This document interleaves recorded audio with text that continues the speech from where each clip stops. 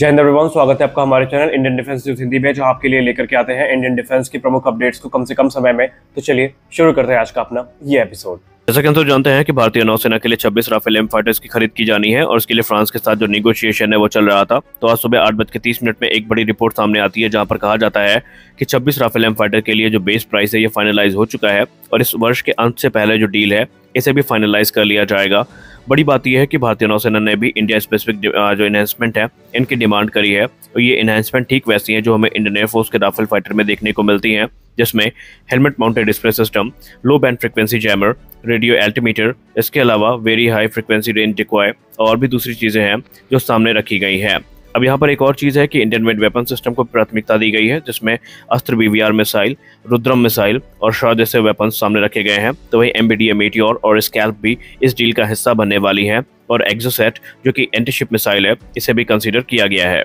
हमारी अगली बड़ी update defence research and development organisation को लेकर के आ रही है। DRDO के द्वारा विकसित किया गया medium range microwave obscurant chaff rocket जो है इंडियन नेवी के द्वारा इंडक्ट किया जा चुका है। इसे हम MOCR के नाम से जानते हैं। बेसिकली ये रेडार सिग्नल को ऑब्सक्योर करता है और एक माइक्रोवेव शील्ड को जो प्लेटफॉर्म के अराउंड है वो बना देता है, जिसकी वजह से जो रेडार डिटेक्शन है ये काफ़ी कम हो जाता है और इसका भारतीय नौसेना में काफ़ी उपयोग है। और भारतीय नौसेना के अधिकारियों ने इसको रिसीव करते हुए ये कहा है कि इस प्रकार की जो टेक्नोलॉजी है ये बैटल सर्वाइबिलिटी को काफ़ी इम्प्रूव करती है और ये रेडार क्रॉस सेक्शन को काफ़ी ज़्यादा कम भी कर देती है। तो ये जो MOCR है ये फाइनली भारतीय नौसेना के द्वारा इंडक्ट किया जा चुका है। जैसा कि हम तो जानते हैं कि भारतीय वायुसेना में जो इंडिजिनस अस्त्र मिसाइल है इनको काफी इंपॉर्टेंस दी जा रही है और सुखोई 30 MKI में इनका इंटीग्रेशन पूरा हो चुका है और तेजस से टेस्टिंग चल रही है। तो इसी बीच इस BVR मिसाइल को लेकर के एक इंपॉर्टेंट न्यूज सामने आई है जहां पर बताया जा रहा है कि 2027 दिसंबर तक अस्त्र BVR मिसाइल को कम्प्लीटली इंडिजिनाइज किए जाने का टारगेट सामने रखा गया है,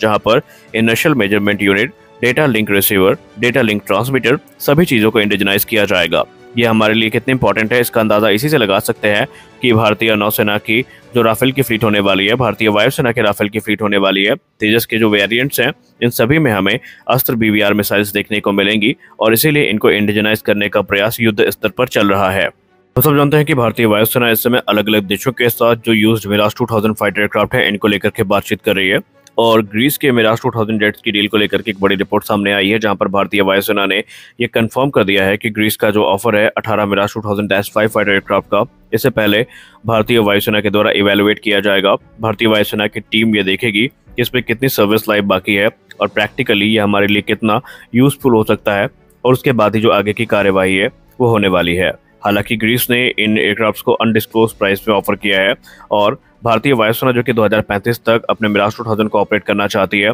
तो उसके लिए उन्हें यूज्ड फाइटर एयरक्राफ्ट से भी काफ़ी मदद मिल सकती है। जैसे कि इंडियन एयरफोर्स के ऑफिशियल ने मीडिया से बात करते हुए बताया कि यहाँ पर जो पोटेंशियल स्पेयर पार्ट्स हैं, इंजन्स हैं, ये सारी चीज़ें भी भारतीय वायुसेना के लिए उपयोगी साबित हो सकती हैं और इसीलिए इस समय भारतीय वायुसेना यूज्ड मिराज की तरफ देख रही है। हम सब एक बात काफ़ी अच्छे से जानते हैं कि अमेरिका की जो ताका झाकी करने की आदत थी काफ़ी पुरानी है और कोई भी बड़ा डिफेंस एक्सपेरिमेंट होता है तो अमेरिका की नज़र उसमें बनी होती है। और इसी बीच एक ट्विटर अकाउंट है जिसका नाम है एयरक्राफ्ट स्पॉट, जो कि एक सिविलियन एयरक्राफ्ट स्पॉटर है। इन्होंने एक बड़ा खुलासा किया है। इन्होंने कहा कि 2019 में जब भारत के द्वारा जो भारत की एंटी सैटेलाइट मिसाइल का टेस्ट किया गया था तो उस दौरान अमेरिका के जो स्पाई प्लेन है ये उड़ान भर रहे थे और उन्होंने पूरी तरीके से भारत के इस प्रोग्राम को मॉनिटर किया। जी हाँ, रिपोर्ट में कहा जा रहा है कि अमेरिका का RC-135S एयरक्राफ्ट एयरबॉर्न था और ये जो एयरक्राफ्ट है ये US military base Diego Garcia से उड़ान भरता है और बे ऑफ बंगाल में जो ASAT मिशन था इसको मॉनिटर करता है और इसी उद्देश्य के साथ इसने उड़ान भी भरी थी। आपको बताते चलें कि RC-135 में दुनिया के सबसे एडवांस और सबसे जाने माने जो रिकॉनेसेंस सिस्टम है ये यूज़ किए जाते हैं जो आज तक डेवलप किए गए हैं और अमेरिका ने इनका इस्तेमाल भारत के ASAT मिशन में किया है।